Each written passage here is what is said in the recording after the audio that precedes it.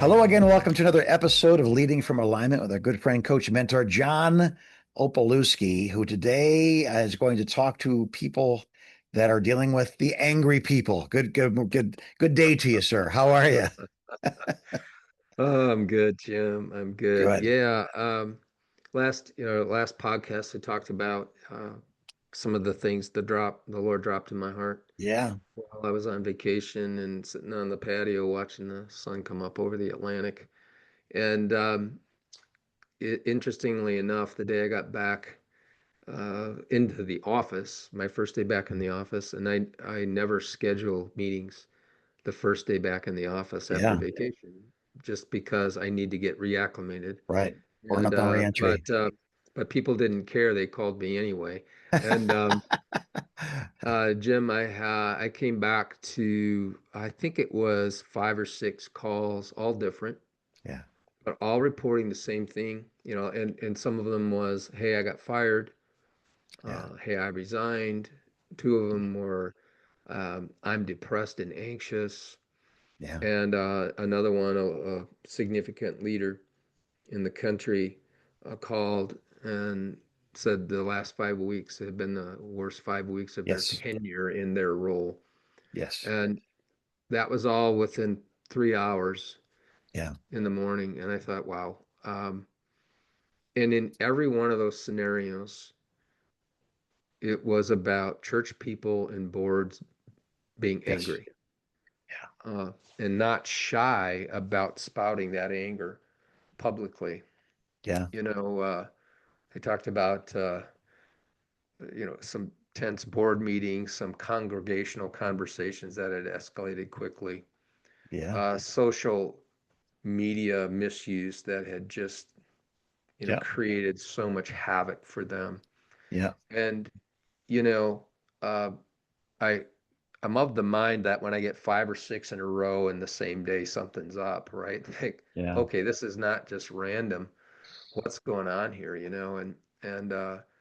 how do we lead in a reactive environment like the one we're in without becoming reactive ourselves. Yes. Yeah. And so Challenging. there's a couple of thoughts, that came to me as I was mulling over these phone calls, Jim. One Yeah. was the formative power of media. Yes. Um, the news media, if you don't know this, you probably should know this, but if you don't, it's okay. We're going to let you know. News media monetizes outrage. Sure they do. Yeah. Social media algorithms reward indignation.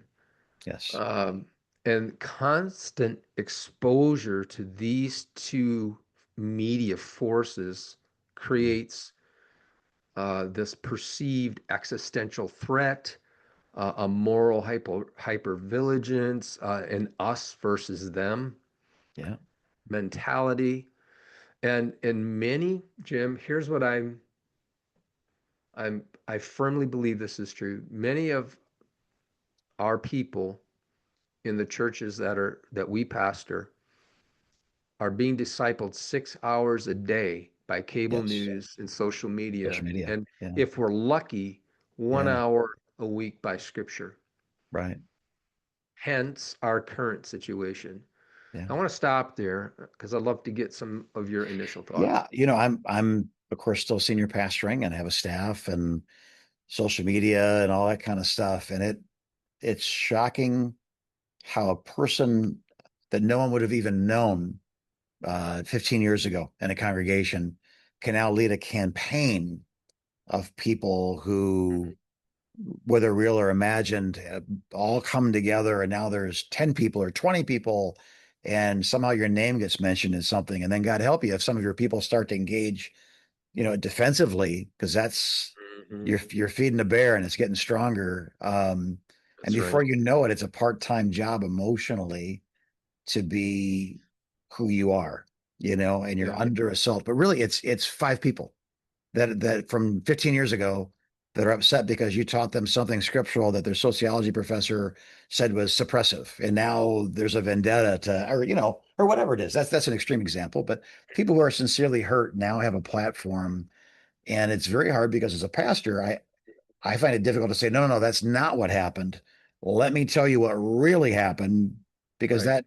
that, I want the fire to go out. I don't want to put more wood on it. But Yeah. it's a catch But I 22 in a lot of ways.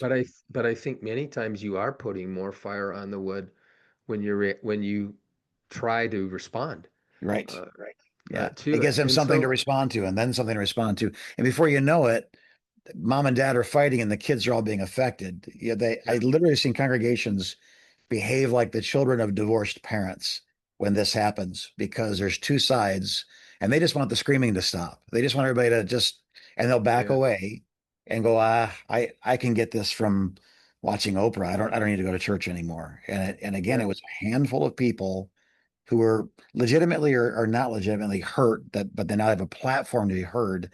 And mhm, that's what's new in pastoring. The outrage you're seeing in media, but then the platform of anybody, they can just go right onto a church's website and just a one-star yep, review with a and blast away. scathing, yeah, And what somebody told me is I was sharing this thought with somebody earlier this week, and they said, John, it's not just social media; it's face to face now. yeah, I mean, people are not afraid to just get in somebody's face yeah, and say a lot of this stuff. And you know, I really would like to try to start, and we're not going to fully answer this question today because there's just not enough time. Why is anger rising? yes, Why is it? I want to just talk about two things. yeah, There's probably 20 reasons why. Here's the first reason. And again, you can disagree with me, and that's fine. And if you if you engage me angrily on Facebook, I'm just not going to respond. Just so you know, yeah, um, I don't want to waste my time doing that. But yeah, here's the I think one of the big reasons, and that's discipleship failure. mm, You know, if congregational anger is growing, it's not just the culture's fault. yeah, It's a discipleship issue. yeah, Uh, it's not primarily a political problem. I think sometimes we blame, and I think that fuels it, right? But I think we can say, well, it's just because the politics are so polarized. Yeah, but it's really a discipleship problem. yeah, I think it was Carl Vaders that told us that discipleship fixes almost any problem you have in a church. yeah, yeah, And I think discipleship requires, and we'll explain what I mean by this phrase here, it requires differentiated, non-anxious leadership okay, that's rooted in identity in Christ to lead through this outrage, to lead through this anger. What are some signs of shallow discipleship? Uh, I have a few you might want to add to this. I okay, think when our political identity eclipses our baptismal identity, sure, we're shallow. When we don't have good emotional regulation, we can't control our anger. yeah, Um, when we confuse uh, this idea that conviction has to be hostile, yeah, that's shallow. That's just shallow. Jesus, I don't think Jesus, he was direct, but I wouldn't say that he was hostile. right, Um, Shallow discipleship is manifested by the inability to disagree right, and still stay in the same room right, together. I don't know right, yeah, what do you think, Jim? What are maybe some yeah. other signs Well, of I that? think, yeah, I think we're describing to some degree idolatry, right? Something that we worship, we give Yeah. our loyalty to, our allegiance to, that is not the one true God. And we are by nature idolatrous. We want something. I heard somebody say this years ago. You don't need God for a movement, but you do need a devil for a movement. In other words, Mm, there has to be some injustice that we are now going to correct. There has to be something, you know what I mean, that's needed. And so we are going to fix this if nobody else will. And I think the other thing too that comes to mind, John, is that anger is not a primary emotion. We never feel anger first. We feel afraid, and then we use mm, anger to contradict. Yeah, I feel yeah. powerless. This makes me feel more powerful. I was jealous, so I'm So good. regaining control. So if you Yes. are angry, you're not really. If you get to the root of it, you're not angry. Anger is what you're using to contradict. a feeling of powerlessness. Yes. And so be aware of that. What are you so afraid about? What are you so jealous about? What are you so insecure about? Answer those Right. questions, and now you don't have to be angry anymore. You can actually deal with your own issues and the other issues of others. Right. So I was sharing with one of our clients. I don't know how our client and I got on this subject, but we were talking about how we were discipled Yeah, as brand new believers. And I had such an amazing experience as a brand new believer being yeah, discipled.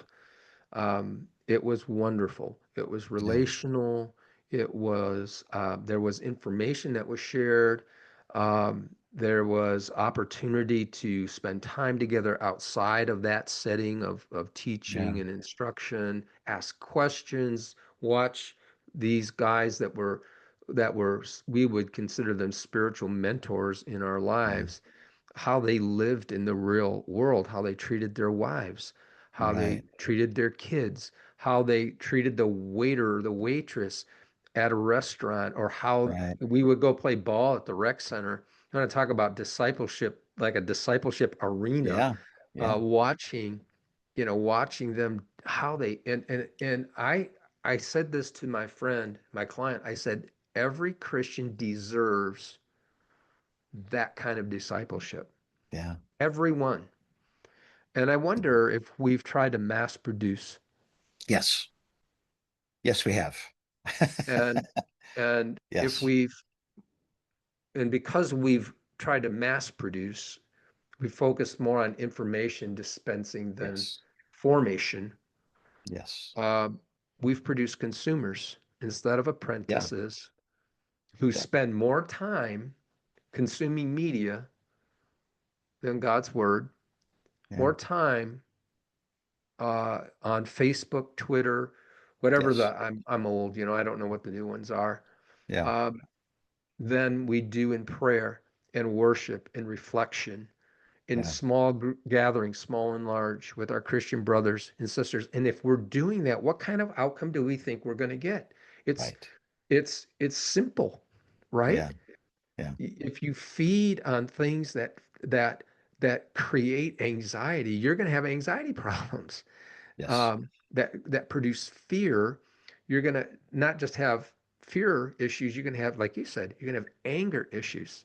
Yeah, And so I think one of the reasons there is this anger growing, it's not the only reason, is yeah. that we are being more discipled by the culture around us than we are, you know, Yes. the culture within Yes, we are. Yes, we the are. movement of Jesus. Yeah, Um, and so I think that's one of the reasons. Here's another reason I think uh, the anger is rising, is that there is a war going on in the heavenlies. yeah, Jim, there's an incredible move of God on college campuses, yeah, both Christian and secular, in the United States. I mean, it's incredible what's happening. yeah, yeah, And isn't it like the devil to try and abort what God is doing by getting God's people yeah, distracted with lesser issues? yeah. Pastors, I think we have to wake up to the battle happening in the spirit realm and not play the devil's game. The devil is trying Right, to right. distract. He is Yeah, trying to abort. These students need to be discipled, right? They yeah, deserve to be discipled. And yeah, if the older saints are arguing with each other about things that don't matter, we're not paying attention to what these kids need. yeah. And I think they're seeing how the older Christians are behaving and say, I'm not sure I want to be part of I don't that want that. Yeah, outfit right. either. Yeah, So I don't know, I don't want to over spiritualize things, but I do think this is part of the what's happening. yeah, I do too. I do too. You use the word distract. There's a difference between a distraction and an attack. And I Yeah. think we treat every distraction like it's an attack. An attack you need to respond to. A distraction is there to get you distracted. So if Hmm. we have to stop everything we're doing to deal with every distraction, then then the seed is growing up amongst weeds and it will not mature. It cannot produce fruit. The desire for other things Jesus warned us about will make us not produce mature fruit. So I think You said 6 hours a day on media and social media and the news. That's an addiction. Let's just Yeah. call it what it is. And why is it? We look at shows like would be like The View, right? That has a lot more liberals than conservatives, or The Five on Fox News, a lot more conservatives than liberals. Why do people watch those shows? And the reason is because we want to see someone basically get beat up that doesn't believe Mhm. what we believe. Whether we're a liberal and we want to see this poor conservative woman get Yeah. crucified by Whoopi Goldberg, or it's some poor Democrat on there with all the conservative Republicans. We want to feel like we're right. We want to feel safe in our beliefs. We want to feel like it, Yeah. and the algorithms of our life, social media, and our own choices lead us to believe we're right without listening to the other side. It's all war. It's guys. Yeah. It's you're drinking poison, and I think again 100%. you're not drinking living water at the same time. It's And very very hazardous. and in doing that, you're playing the devil's game. You absolutely are. Yeah, you You're absolutely just are. playing his game. And Yeah, and I have spent, I'm not holding myself up as the gold standard here, and I'm not saying you yeah, should do what I do, but right. I have given up on watching news. I've given up Yeah, on it yeah, because I know what they're up to, I know what they're doing, yeah, and I do not want to be yeah, manipulated. yeah, I don't want to be manipulated. If I yeah, want to figure out what's going on in the world, I'll take 10 minutes and I'll read a newspaper. yeah. And I got all I need. There's nobody shouting at me in a newspaper. Right, right. Yeah, There's nobody, I'm reading something and I'm not advocating for putting your head in the sand, but I am no, advocating for a reduction in the amount of time spent yes, consuming things that yes, are feeding yes. this anger, this outrage, and making it difficult to pastor. Yeah, Um, I think people are angrier now than they were during the pandemic. yeah, I haven't come to that conclusion lightly. I've been thinking about this for a long time, yeah, but I didn't think that was possible. yeah, But I think it's there. So what do we do as leaders? What can we do about it? Well, I'm going to give you some well-done stuff and maybe some new stuff here. yeah. First of Okay. all, lead like Jesus did. Well done, right? Well, duh. Yeah, John 13:3 and 4.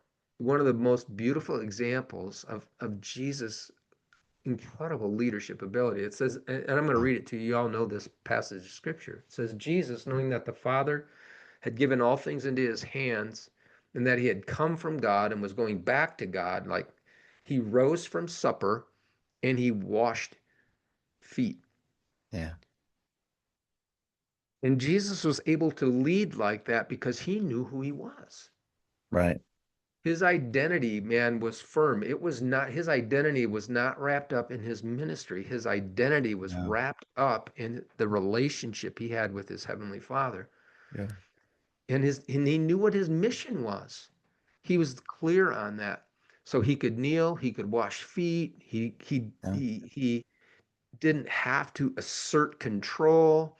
He didn't feel yeah, the need to escalate. I talked about self-differentiation early and yeah. what that means. A self-differentiated leader leads from their identity, Hmm. from this conviction that they are a beloved son or daughter of God who just happens to be a leader. Yeah, Uh, a self-differentiated leader refuses to mirror emotional reactivity. right. I mean, people were accusing Jesus in front of Pilate and saying all kinds of, and he And just was silent. He yeah, didn't yeah, he didn't yeah, respond. yeah, A self-differentiated leader understands, and I want you to comment on this third one especially. They understand, I think you helped me with this. They understand influence versus authority. yeah, Uh, you know, they can disciple angry people who without participating in their anger, yeah, if that makes any yeah, sense. I want to stop there. I'd like to hear your yeah. thought. I think back to that question, let's take one step. Let's ask some questions to get behind the anger. What are you so Yes. angry about? And when it turns out we're not angry, but we never are. We're our anger is a reaction to something else. And I think a good pastor helps them say, so you're not really angry then. You're actually afraid. Well, we have we Mhm. have hundreds of scriptures that deal with fear. You're not really angry, you're insecure. Let's be, there's hundreds of scriptures that talk about your security in Christ. I think about as you were talking earlier about the politics and stuff. Jesus was warning us, and he used the analogy of yeast. Beware of the yeast of the Pharisees and the Sadducees, the religious spirit, and beware of the yeast of Herod, a separate occasion, the political spirit. Don't get so religious that you're just no good. Like they have a strict adherence to things, but they don't know my voice, they don't know my heart, they don't see my hands. Like don't get sucked into that. And the same thing with Herod. Don't get all sucked into the whole power struggle stuff. It's just Yeah. and I think the ones that will be remembered are not the ones that yelled the loudest. They're the ones that held our hand the longest. They're the ones that stayed, that loved us in spite of ourselves, that helped us work through our issues. And I do think it's an indictment on discipleship. I do think we mass produced it. Go to this 3-week class and now get involved, and Right. somehow that's enough, and it's not. And there or maybe it's 12 weeks, and we go through all the bases of Rick Warren. That's wonderful stuff. It's a good start. It's a good assembly line, but not all Yeah. cars are made out of the same parts. You know what I mean? And I Well, Jim, it took Jesus 3 years. yes, yes, So think about that for a minute. yeah, I mean, the best discipler in the yeah, history of the world, yes, it was a highly relational. 3 year Yeah. journey. Well, and the first year was a lot of walking from here to there. And the second year was a lot of teaching. And then the third year was a lot of them being sent. So there was even a process there. It wasn't just, That's right. at first it was just deeply relational. And then it was deeply educational slash experiential. And then it was deeply empowering. So Yeah. even that, yeah, whatever classes we have, it's not enough. Disciple people need to disciple people. That's how that works. But in this case, the anger and stuff, I think from the platform on Sunday morning, telling people you're not really as angry as you think you are, but you're a lot more afraid than you know. You're a lot Yeah. more That's insecure that's than really you good. know. Because I think if they hear that, then you get behind and they realize I'm really not angry. I'm scared. Well, let's Right. deal with fear then. So I think dealing with the real problem, that's one of the things the devil does is he hides behind obvious things, the Yeah. inobvious things that cause the obvious things. So getting to the root of it, what are people so angry about? Why are they so polarized? Well, why would we become tribal? It's because there's other tribes that are trying to kill us, we think. Yeah. It's all That's very right. simple, but it's so ingrained that it's hard to see until someone shows you. So I think That's as a right. pastor, as a leader, your job is to ask the right questions. You That's so know, good. it's very important. It helps people. That's really good, Jim. So I think if you're confused about how to lead angry people, lead like Jesus. Yeah. Here's the second thing. I want to just Yeah. offer some best practices. Jim already Yeah. gave you one, Okay. and that is asking the right questions. Yeah. Right? That's not in my notes, but that should be right at the top of the list. I Yeah. would say this: lower the temperature. Yeah. When someone escalates, don't bite. Yeah. Instead of debating, maybe here's a good question. Help me understand what feels most concerning to you in this. Yes. Yeah. So lower the temperature. I think we need to do some teaching secondarily on media discernment. Yeah. Um, maybe you could preach a series on spiritual formation. Maybe Yeah. you could focus some of the small group discussions in the church you lead on digital consumption and encourage Yeah. uh, uh, media fast at some point, Yeah. because there's a very simple formula, anger and fear in equals anger and fear out. Sure. Um, Yeah. I think it would be very important, thirdly, to model and teach identity. Yes. Spend several months in Luke 3:21 and 22 There you go. Yeah. and teach your congregation that their identity is not what they do for a living, it's who they belong to. Yeah. And why and how that changes the whole deck, the Yeah. whole way we approach our family, the whole way we approach work, even the whole Yes. way we approach church. Yeah. Um, Pastor, you're going to have to model and teach the development of the fruit of the Spirit. Yes. And in this season of our world, especially gentleness and self-control and kindness Yeah.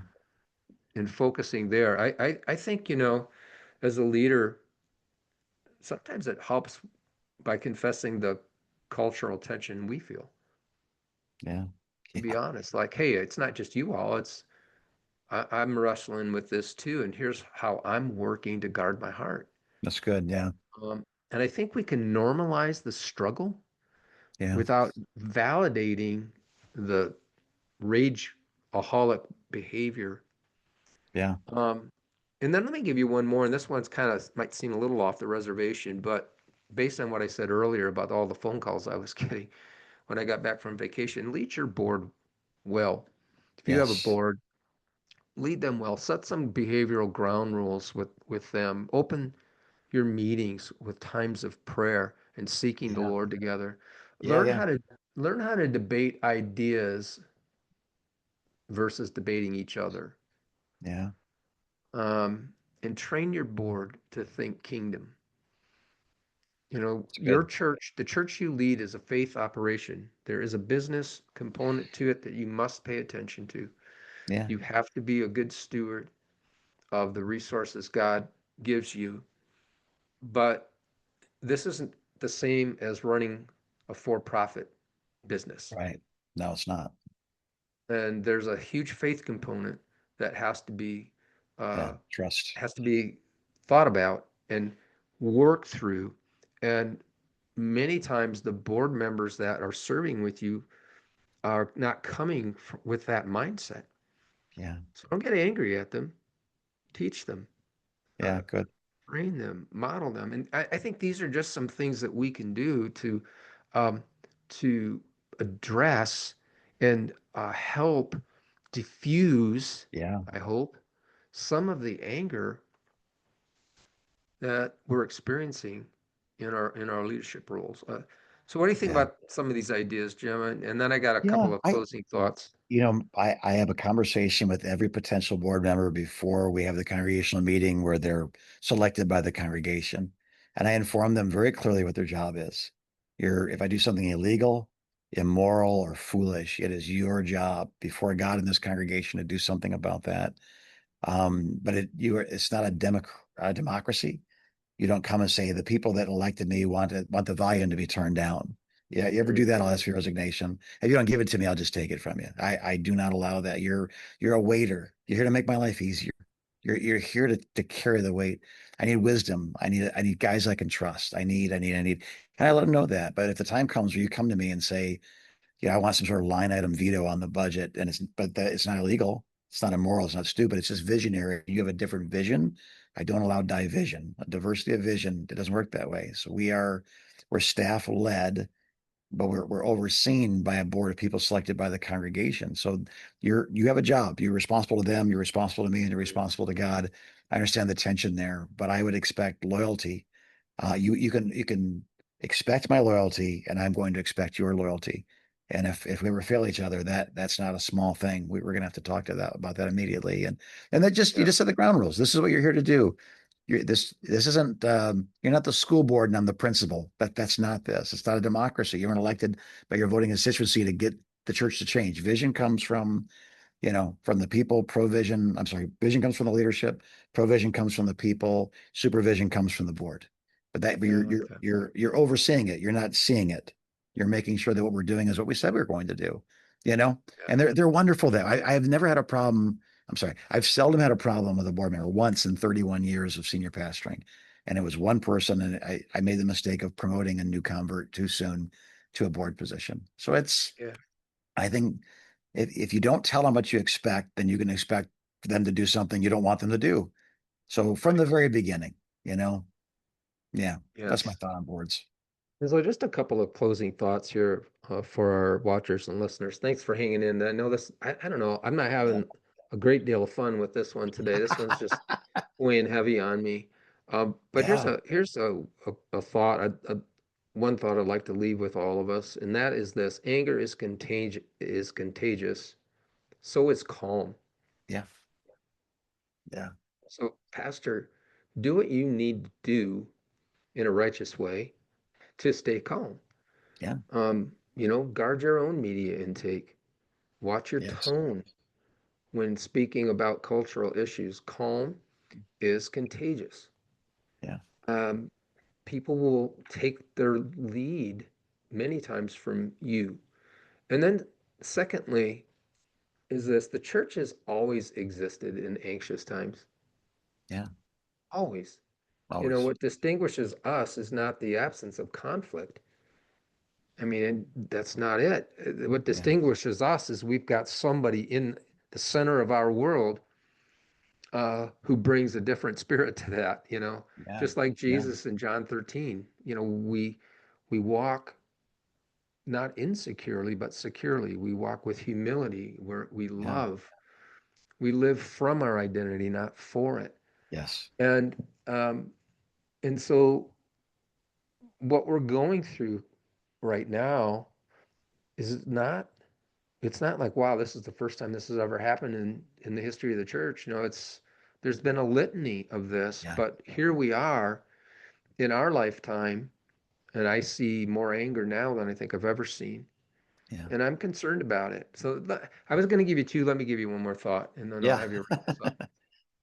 I want to remind all of us that our call is not to partisanship. Yes. Our good friend Paul Firestein, I heard him say this last week. I was watching their live service on Wednesday Yeah. night, just Yeah. taking it in. He said, "We are not the party of Republicans or Democrats. We are the party of Jesus." Yeah. And so, as tempting as it is to post something political, Mm. you can do whatever you want Wow. because you're all adults listening to me and Jim, but I don't see the I don't see the upside of that. And I want you to think about that and be mindful of that before you do that. Yeah. Um, because I do think it's a the negative side of that far outweighs any positive that Yes. you might think you can gain by that. And I know it's hard. I know you want to speak up sometimes. I'm not saying you shouldn't speak to issues. Speak to issues that the Bible speaks about. Right. But be Mm. careful not to get sucked in because I think I could be wrong about this. I think we lose our voice, Jim. We lose Yeah. the prophetic voice when we adopt a political voice. And again, Mhm. I care about what happens politically. I do care. I do Sure. think Yeah. Oh, yeah. we should Absolutely. be Yeah. prayed up, wise. We should pray for our leaders. The Bible instructs us to do that. Yeah. We should vote Sure. intelligently. All of that matters. Yeah. I'm just saying, I'm not going to go public and post or respond to anything that's posted politically. I'm just not going to do it Yeah. because it is, in my mind, a losing proposition. So, Yeah. Pastor, we we're here for you Yes. in this challenging season of your leadership. Um, I will say this: Jesus never meant for you to lead by yourself. Mm. And sometimes pastors don't reach out for help because they see it as a sign of weakness. I got news for you. You are weak. Over that. You're Yeah. weak. Paul Yeah. said, Yeah. I'm weak. Yeah. I don't do the things I want to do. The things I don't want to do, I do. Yeah. Um, and and can we get over this thing like asking for help is a sign of weakness? I disagree with that a hundred Absolutely. percent. It's Absolutely. it's not a sign of weakness. You don't need a sign. You are that, and I'm that. Yeah. And so that's what I got today, Jim. Yeah. I love it, John. And you said at the beginning of this, there were five of those calls waiting for you when you got back after three Yeah. weeks. And I believe that was in the month of February, right? That was, Yes. And Mhm. that's a tough time. That's a tough time all over the United States. A lot of cold, a lot of dark, a lot of, That's true. and I think you observed years ago that there's more pastors that want to quit in the month of February than the other 11 months combined. I don't think that was statistical, but that February was, and July. July in yeah, Michigan, yes, a lot of yeah, yeah. pastors are like, I'm done. I'm So just done. hold Yeah. on for 4 weeks. Everybody will be back. You know? Right, right. So I think again, just there's battle pulses. But we're instructed when we're attacked to stand firm. We've got a Yeah. shield, we've got a helmet, there's a strategy to get through tough times like that. And I'll say this as well. I know some of those because some of them called me. I assume we're talking about the same people, although we would never share, but they're Yeah. through it now. I mean, those the meetings have taken Mhm. place. Right has been determined as right, wrong has been determined as wrong, and they were believing things out of insecurities and fears and accusations and allegations, and they were helped by that. So again, sometimes it really helps to have somebody who's not your spouse hear your problems. Um, Yeah. uh, you need somebody you can trust. You need someone with experience, and sometimes a coach is that right person to call. So Converge Coaching, it's not a commercial. This is reality. What you do is very, very hard, and Yes. sometimes you need someone to walk through these valleys with you, and it is a great joy. I just got my last Thursday night. Someone sent me a text, 10 o'clock at night. The meeting's over with. I've been affirmed as the leader for another season. My Yeah. enemies have been silenced. And it felt so good for me. And I ran into Chuck Kova yesterday, who said, I had another one. I got like last week, I got this text message Yeah. saying, it's all done. Like we celebrate. We're going to be with you in the hard times. We're going to celebrate with you in the good times. So you don't have to Yeah. be alone. That's a choice you're making. Make a better choice.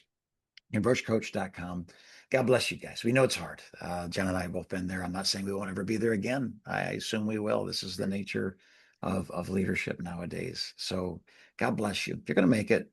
You're going to make it. And we'd like to be a part of that story. So you're going to do it. We're praying for you. We love you as you continue to lead. Don't quit. Finish. Don't quit. Finish from alignment.